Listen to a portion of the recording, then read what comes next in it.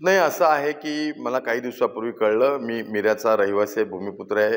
आमचे जिल्हाध्यक्ष राजेश सावंत हे सुद्धा मिऱ्याचे भूमिपुत्र आहेत.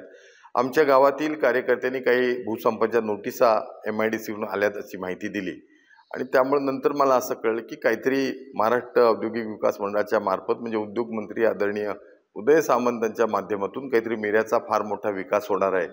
परंतु मी त्या ठिकाणी सांगू इच्छितो की भारतीय इस्पियाची कंपनी आमची देशोधडीला गेली, त्याचं भंगार विकलं गेलं, 4000 कामगार देशोधडीला गेले. तो कारखाना उभा राहण्याकरता आपण प्रयत्न केले नाहीत आणि आज जर काही बंदर विकास किंवा काय पर्यटन विकास करत असेल त्याच्याकरता आम्ही ग्रामस्थ समर्थ आहोत. जो कोण उद्योजक, जो इन्व्हेस्टर कोण येणार त्याच्याशी आम्ही बसू, निगोशिएशन करू आणि जागा देऊ, आमचा विकास आम्ही करू.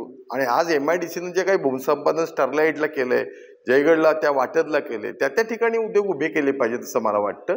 आणि जर बंदर विकासच त्यांना करायचा असेल मिऱ्याच्या दृष्टीनं तर मला असं वाटतं ते टेक्निकली फिजिबल नाही आहे. कारण दक्षिणचे वारे येतात आणि ज्या ठिकाणी दक्षिणचा वारा असतो त्या ठिकाणी ते बंदर बारमाही कधी होत नाही.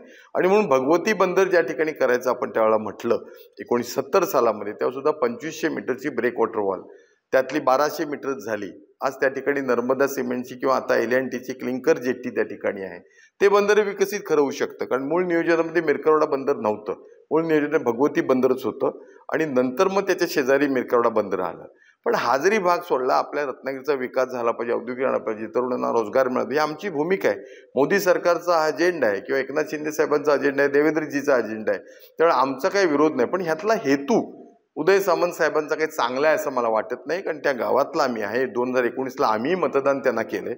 त्यामुळं सहयोगी पक्ष, मित्र पक्ष, सरकार म्हणून एकत्र बसून हे सगळं करण्यापूर्वी चर्चा करणं मला वाटतं हे नीट योग्य ठरलं असं मला वाटतं.